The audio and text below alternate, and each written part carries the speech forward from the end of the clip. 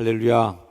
네, 종교개혁 505주년을 맞아서 함께 예배하시는 개신교회 성도님들, 감리교회 성도님들, 또 한국교회 성도님들, 이 땅의 진정한 크리스찬 여러분 한 사람 한 사람을 축복합니다. 소금 같은 여러분, 우리 효성중학교 성도들을 통해서 여전히 교회는 이 땅의 희망이다 라는 것을 증명해내는 우리 효성중앙교회가 되기를 주의 이름으로 축복합니다. 옆에 분에게 한번 축복해 주세요. 당신이 이 땅의 소금입니다. 당신이 이 땅의 소금입니다. 소금 같은 성도가 되기를 바랍니다. 제 서재의 창문이 큰 길 쪽으로는 이제 시끄러우니까 늘 닫아놓고 지내요.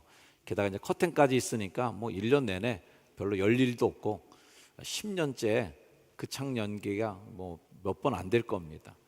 얼마 전에 좀 바깥 공기를 들여오고 싶어서 커튼을 열고 창틀을 봤더니 먼지가 잔뜩 거기 끼어 있었습니다.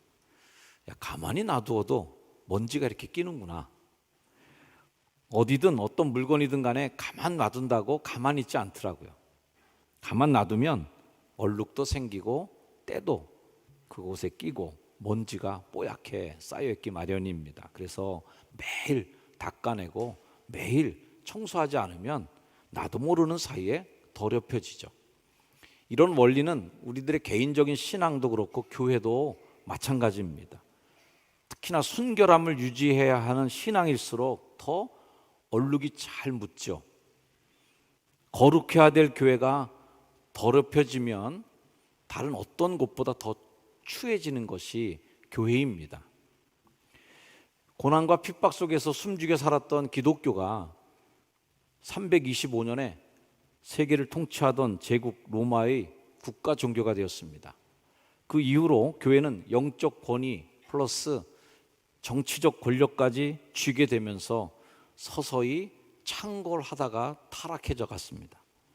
중세시대의 절정에 달했던 교회 권력은 성직자의 부패를 더 부추기게 되었고, 가톨릭 사제들은 마치 귀족인 양 군림하며 영주에 준하는 엄청난 토지를 갖게 되고 권력을 갖게 되고 심지어는 군사력까지 소유하게 됐습니다. 성직은 더 이상 고난의 길, 십자가의 길을 따라 걷는 길이 아니었고 때문에 그 달콤한 성직은 돈으로 매매되기 일쑤였습니다. 당연히 자질이 없던 사제들이 세워지게 되었고요. 돈으로 사제직을 산 분들은 왜 샀겠어요? 내가 돈으로 산 것보다 2배, 10배의 장사를 또 하겠죠. 이제 그들은 더 이상 고난받는 민중에게 눈길을 돌리지 않고 상류 계급화되어서 그들만의 종교 잔치를 즐기고 있을 때였습니다. 마치 예수님이 이 땅에 오셨을 때 율법학자들, 대제사장들, 바리새인들, 종교 권력을 탄탄히 유지하면서 갈릴리에 살아가던 그런 민중들과 어려웠던 삶의 자리와는 동떨어지게 그들만의 리그를 즐겼던 때와 뭐 그다지 다르지 않은 상황이 되었습니다. 종교 권력에 시달리던 각국의 군주들이 교황의 간섭에서 벗어나려고 시도했던 탓에 점점 교황권은 약화되고 상대적으로 황제의 권력은 더 강화되기 시작했습니다.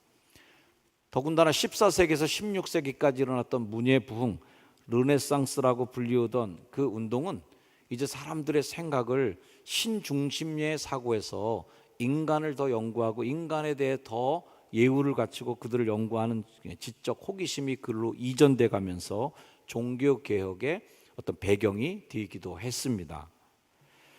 살아 펄펄 숨쉬었던 이 복음이 1500년 동안 가톨릭 교회라고 하는 절대 권력 속에 갇혀 살면서 숨도 못 쉬던 때 그걸 폭발시켰던 그 상황에 불을 붙인 것이 면죄부 판매였습니다.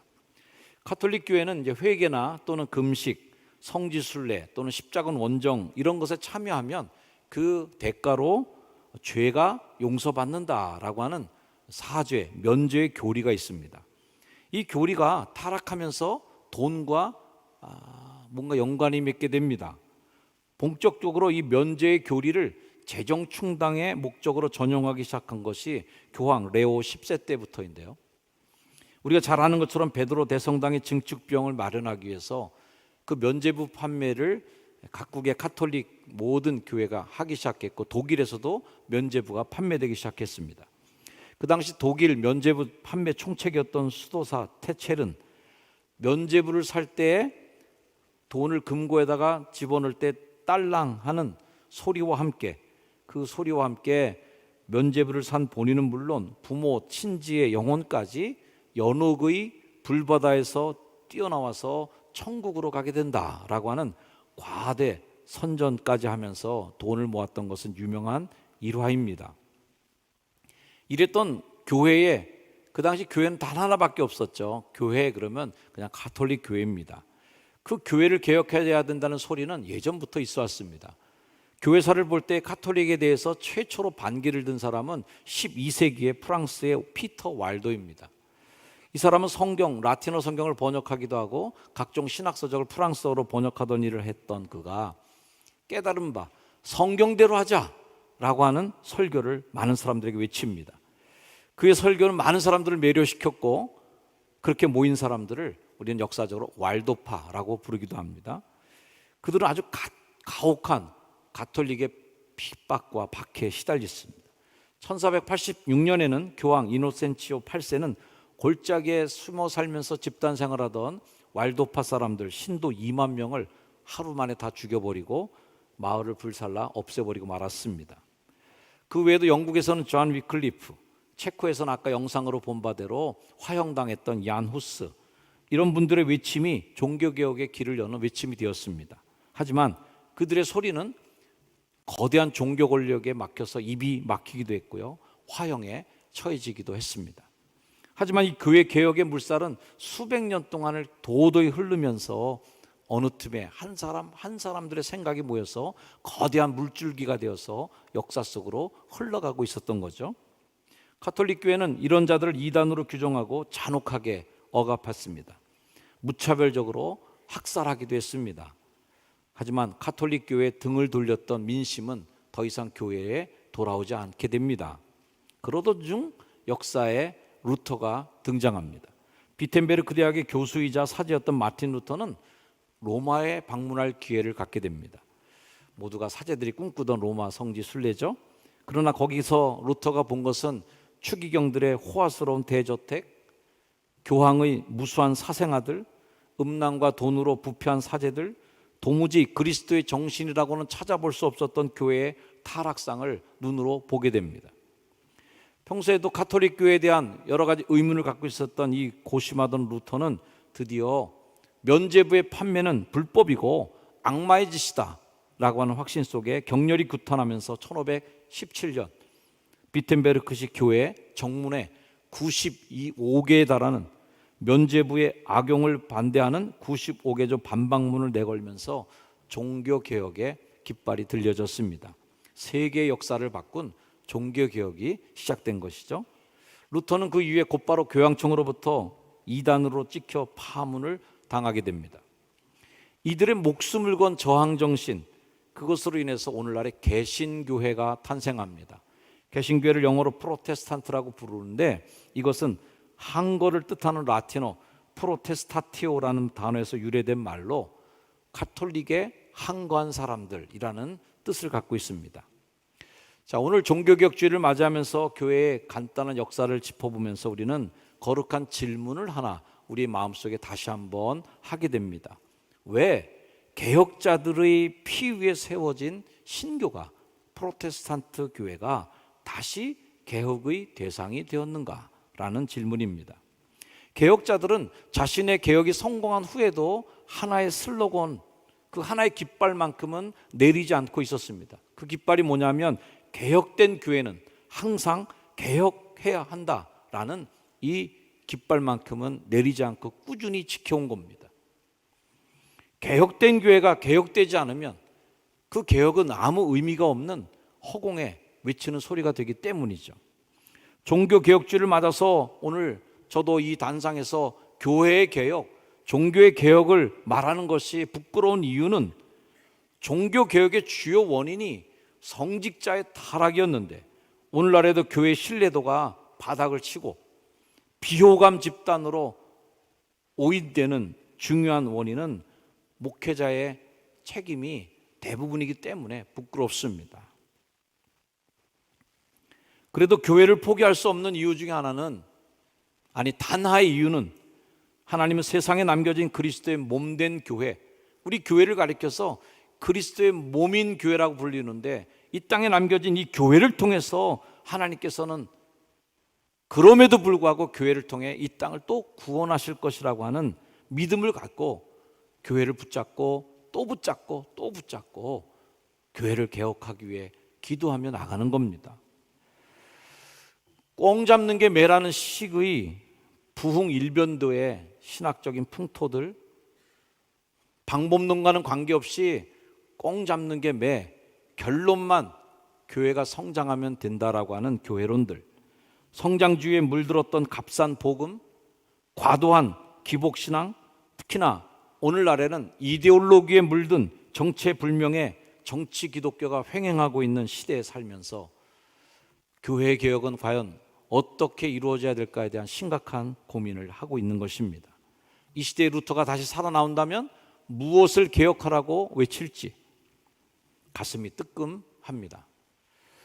회개하라 라고 외치던 이 시퍼렇던 살아있는 하나님의 복음은 어느덧 전혀 다른 레시피로 요리가 되어서 마치 개그 토크처럼 사람들이 들으며 웃고 박장대소하는 토크쇼가 되어버린 경우도 있습니다. 이 달콤한 설교에 길들여진 회중들은 더 이상 쓴 거, 딱딱한 거 먹기 싫다고 거부합니다. 자신을 쳐서 복종시키라고 자성을 촉구하는 설교는 적당히 얼버무려 살아가서 성공하라라고 하는 인생의 성공 지침 교훈 설교로 대체되었습니다. 교회는 시대의 아픔을 부여안고 고난의 십자가를 지고 행진하는 무리가 모인 공동체여야 할 터인데, 어느덧 교회는 교회 안에서 자기를 드러내고 자기를 과시하기도 하고 교회를 통해서 세상 어디에서도 맛볼 수 없는 대리만족의 경험을 하는, 그러한 여기도 역시 경쟁이 있고 여기도 역시 자랑이 있고 여기서도 역시 인간성을 드러내는 공동체로 전락하게 됐습니다. 오늘의 본문 말씀은 사도 바울의 솔직한 고백이 담긴 말씀입니다. 내가 복음을 전할지라도 자랑할 것이 없다라고 고백하는 부분입니다. 내가 부득불할 일임이라고, 만일 복음을 전하지 않으면 내게 화가 있을 거라고 고백하는 장면입니다. 이 자랑할이라고 하는 말의 헬라어 카우케마라고 하는 말은 자기의 취한 행동에 대해서 도덕적인 가치를 느끼고 그로 인해서 갖는 즐거운 감정을 얘기합니다. 이런 즐거운 감정이 자기에게는 없다는 그런 얘기를 하는 거예요. 오히려 거꾸로 얘기하는 거 아니에요? 하기 싫지만, 좀 껄끄러운 일을 했지만 나 이거 즐겁게 했습니다. 아주 이건 뭐 내가 기쁨을 한 거예요 라고 하는데, 사도는 이 감정을 전면 부인합니다. 바울에게 있어서 이 선교 사역을 감당하는 일은 그 일을 통해서 갖게 되는 즐거움과 보람 때문이 아니라는 거예요. 이것은 굉장히 역설적인 얘기입니다. 처음에 우리가 교회 생활할 때 뭐라고 여러분들이 주로 권면받습니까? 즐겁게 해, 보람이 있으니까 한번 하면 거기서 보람을 느낄 거야, 거기 기쁨이 올 거야. 이렇게 해서 한 단계 성장한 믿음이 그렇게 즐거움과 보람으로 하는 일입니다. 여기서 한 단계 더 업그레이드 되면 나타나는 일이 뭐예요? 이 일이 보람으로 하거나 즐거움 때문에 하는 일이 아니라 사명 때문에 하는 일이라는 걸 깨닫는 겁니다. 이 즐거움과 보람을 느끼는, 자랑할 거리가 있어서 하는 일은 거기가 끝입니다. 즐겁지 않으면 그 일을 안 해버리면 그만입니다. 그 일을 통해서 보람이 없으면 던져버리면 그만이죠. 근데 더 성숙한 믿음은 어떤 거예요? 그 일을 통해 즐겁지 않아도, 그 일을 통해서 뭔가 보람이 넘치질 않아도 그걸 이겨내고 다음 단계로 나아가는 게, 이게 더 성숙하고 더 높은 신앙이잖아요. 이 중간 단계 뭐가 있어요? 십자가가 있는 거죠. 십자가에서 자신을 죽이고 십자가를 넘어선 자들은 그렇게 하잖아요. 예수님이 뭐 즐거워서 십자가 졌습니까? 기분 좋게 십자가 지고 보람을 느껴서 그 밤에 그렇게 기도하고 땀이 피가 되도록 기도했겠어요? 하기 싫으니까 한 거죠. 주님을 섬기며 교회 생활을 하는 데 있어서 그런 즐거움과 보람을 느끼는 것도 참 대단한 성도의 믿음의 성숙함이세요. 교회에서 돈 받는 일도 아닌데 그걸 즐거움으로 하시는 분들, 교회에서 뭔가 대단한 칭찬하고 상 주는 것도 아닌데 보람을 느끼고 하는 분들 박수 칠만 합니다. 하지만 사명은 그걸 뛰어넘는 거예요. 그것은 자기 만족이에요. 사명은 자기 만족을 뛰어넘어 갑니다. 종교개혁자들이 했던 일은 사명이었어요. 그들은 죽음의 위협 앞에 직면했을 뿐 아니라 실제로 목숨을 잃기도 하는 일이 다반사였습니다. 하지만 그들은 그 일을 멈출 수가 없었어요. 왜? 사람이 일로 안 봤으니까, 보람 있는 일로 보지 않았으니까, 즐겁게 할 만한 일이 아니었으니까. 그래서 바울의 갈라디아 고백처럼 사람들에게서 난 것도 아니다, 나 사람들로 말미암은 것도 아니다, 뭐 사람에게 임명장 받고 사람들이 박수 쳐서 나 일하는 거 아니야. 오직 예수 그리스도와 그를 죽은 자 가운데 살리신 하나님 아버지로 말미암아 사도 됐어 난. 이런 고백을 하는 거예요. 그 사명은 그리스도로부터 주어진 일이기 때문에 껄끄럽습니다. 그래서 오늘 성경 말씀 뭐라고 고백합니까? 내가 이 복음을 전할지라도 자랑할 것이 없으면 내가 부득불할 일입니다. 부득불이라는 말이 뭐예요? 하지 않으면 안 되는 일로 내가 받아들여서 하고 있다라는 겁니다. 그래서 이 복음을 전하지 않으면 나한테 화가 있을 거야 라고 고백하는 거죠. 독일에 가면 보름스라고 하는 인구 30만 정도의 조그만 도시가 있습니다. 아마도 이번 종교개혁제 성지순례를 하시는 분들은 반드시 방문하는 도시라고 예상됩니다만, 이 도시는 마틴 루터가 1521년 4월 17일 당시 신성 로마 제국의 황제, 하늘에 날아가는 새도 떨어뜨리는 황제의 권위 앞에 선 날입니다. 칼 5세 앞에서 종교 재판을 받기 위해 보름스로 갑니다. 그곳에 가면 루터가 재판을 받기 위해 섰던 자리를 기념하기 위한 신발 조각상이 있는데, 아마 이번에 성지순례를 가신 분들도 이 신발 조각상을 보시게 될 거예요. 이 신발 조각상이 커서, 이 대목에서 사진이 나와야 되는데 신발 조각상이 커서 여기에 자기 발을 끼워놓고 사진을 다 찍기도 하는 그러한 이 루터가 재판을 받기 위해 섰던 자리를 기념하는 조형물입니다. 여기에 서서 루터가 외친 유명한 말이 있어요. 제 양심은 하나님 말씀에 사로잡혀 있습니다. 어떤 것도 철회할 수 없습니다. 양심에 불복하는 건 옳지도 안전하지도 않습니다. 하나님, 내가 여기 섰나이다. 이 말을 기념하여 거기에 또 동판 하나가 보름스에 가면 여기도 역시 많은 성지순례자들이 반드시 방문하는 것이죠. 마틴 루터, 여기 황제와 제국 앞에 서 있다라는 독일 말로 쓰여졌습니다. 이 작은 도시 보름스에 루터를 지지하는 사람들 또는 루터를 반대하는 사람들이 1만 4천 명이나 모였다는데, 그 당시 보름스 인구가 7천 명 정도였답니다. 시 인구의 2배가 넘는 사람들이 모인 거죠. 그날의 일을 역사가가 이렇게 기록해 놓았습니다. 로마의 교황에 대항하는 이 전대미문의 신부를 보기 위해 성 안에 살던 사람들과 인근 주민들이 전부 보름스로 몰려들었다. 이들은 정확하게 이 젊은 신부 루터를 지지하는 사람들과 반대하는 사람들로 나뉘어져 있었다. 루터가 한 걸음씩 옮기는 묵직한 발자국 소리만이 성을 울릴 뿐, 천년과도 같은 침묵이 보름스 전체를 휘감았다. 이 묵직했던 종교개혁자들의 죽음 앞으로 나아가는, 그 재판에 나간다는 것은 100% 죽음을 의미했던 그 걸음을 지켜보던 사람들의 마음, 우리도 그 루터의 걸음을 지켜보면서 이런 종교개혁의 전통을 우리가 뭐 기념식 하나 하고 기억하는 거 하나로 끝나면 무슨 의미가 있겠습니까? 오늘날 한국교회 안에 팽배되어 있는 바리새파 사람들의 똑같은 모습을 보면서 때로는 화도 나기도 하고 좌절감이 밀려올 때도 있습니다만, 젊었을 때는 그런 교회 모습에 대해서 비판도 하고 시원하게 욕도 했지만 이제 감독까지 어긋나고 나니까 이 모든 책임은 다 저에게 있더라고요. 저도 이제 젊은 목사가 아니고 한 교단에 책임을 맡았던 사람으로 이런 교회를 지금 남기게 됐다는 것, 저의 잘못이고 저의 불찰이라는 묵직한 마음이 밀려옵니다. 지난 목요일 날 감리사 협의회가 마지막으로 우리 교회에서 열렸습니다. 그때 했던 설교의 제목이 아슬아슬 간당간당 목회라는 제목이었습니다. 예수님의 말씀에 감동받아 살아가는 길은 안전하지 않았습니다. 늘 뭔가 아슬아슬했었습니다. 그리고 하나님의 말씀에 순종하러 가야 되는 길은 간당간당하는 것처럼 위험한 길일 수밖에 없었습니다.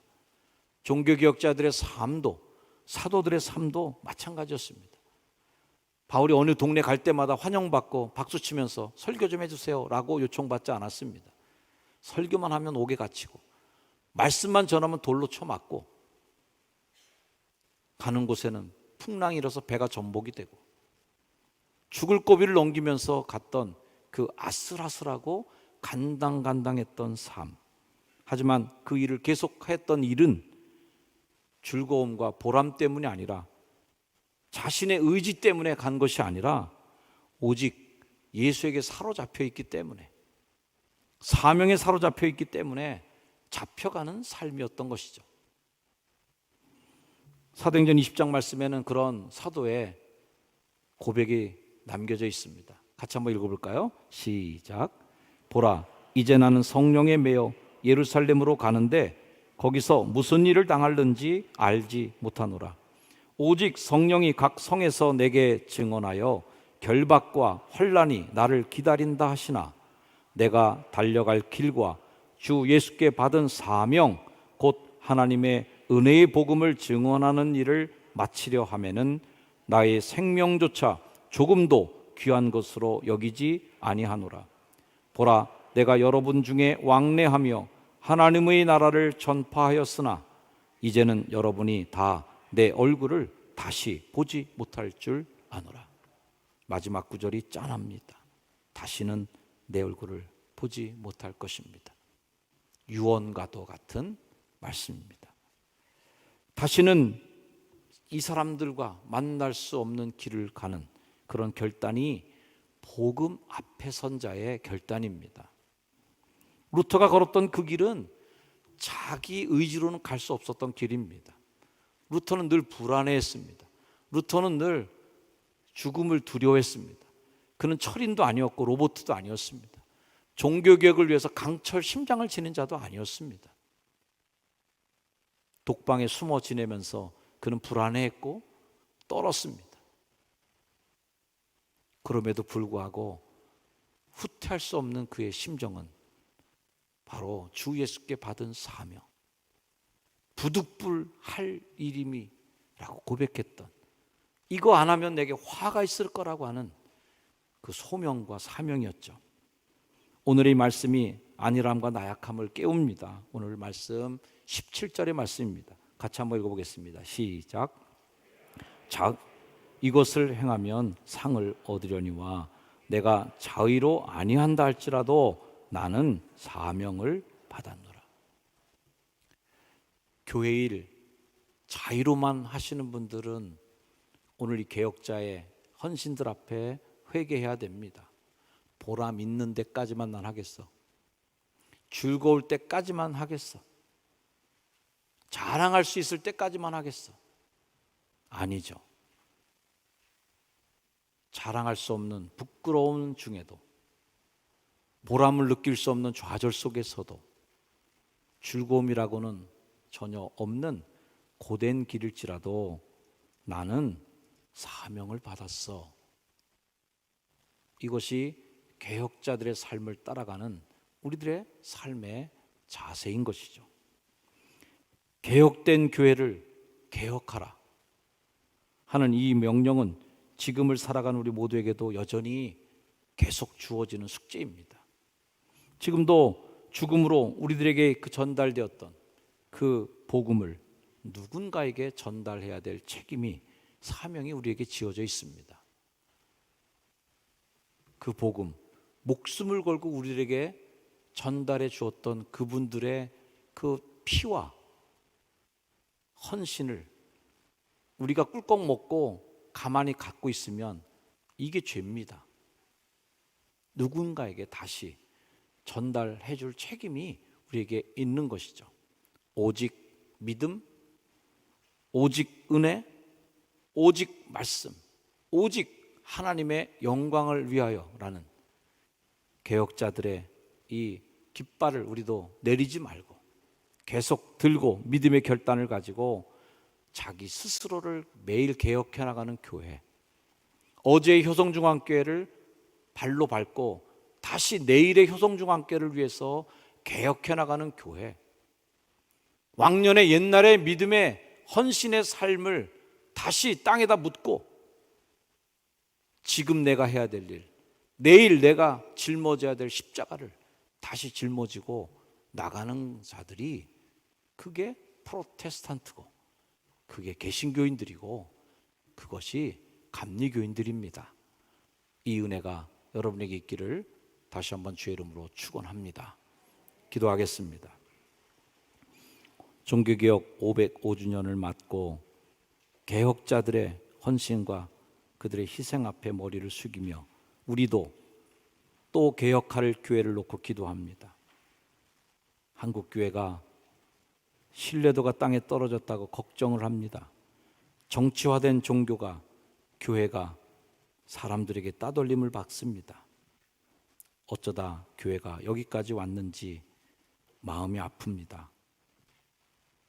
다시 개혁되는 교회, 개혁된 교회는 개혁돼야 한다라고 하는 이 고백을 가지고 다시 한번 또 내일을 향하여 일어나야 될 책임이 우리에게 지어져 있는데 그것을 사명으로 알고 살아가는 결단을 하는 오늘 이 자리가 되게 하옵소서. 예수님의 이름으로 기도드립니다. 아멘. 자리에 일어나셔서 결단 찬양 함께 찬양하시겠습니다.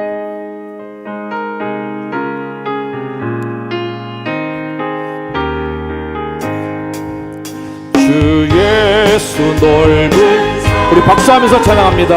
크신 은혜를 나 힘써 전파하는 참 기쁜 일일세. 주 예수 복된 말씀 생명과 진리요 내 맘에 갈급 밤을 다 채워주시네.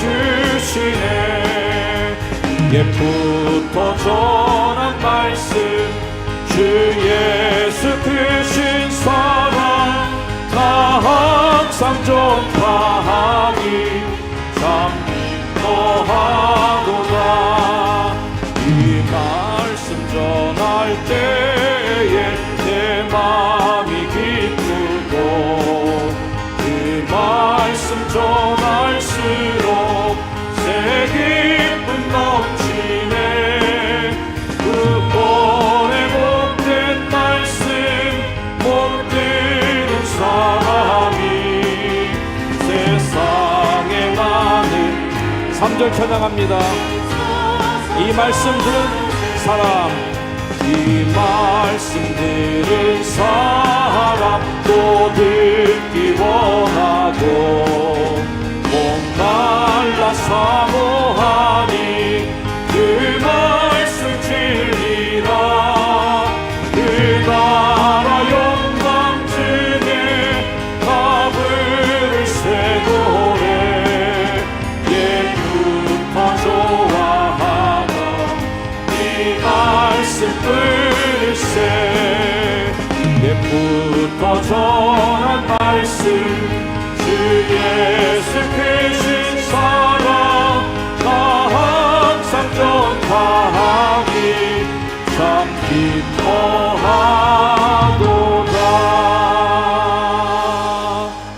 짧은 시간이지만 결단하고 돌아가겠습니다. 하나님 오늘 말씀 기억하면서 내 자신이 묵은 때가 되지 않도록, 나 자신이 옛날에 사로잡힌 사람이 되지 않도록 우리는 늘 오늘의 나와 싸우며 나가는 프로테스탄트입니다. 어제의 교회와 싸우며 나아가는, 앞으로 나아가는 진보하는 교회들입니다. 그런 개혁교회가 되게 해 주시옵소서.